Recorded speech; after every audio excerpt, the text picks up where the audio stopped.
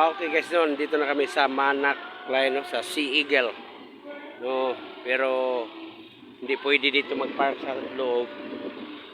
Ganito. Dagat. So, lang kami. Ilabas ko. Sa labas lang ito, no? Tingnan natin. Ito ng dagat to.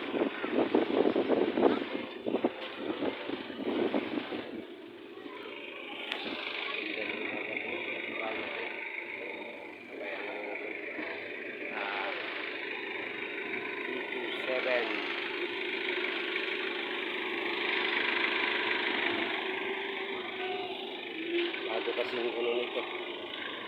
Split dito sa kabila. Hindi man mainit. Okay lang. Ready na ito papuntang ano. Papuntang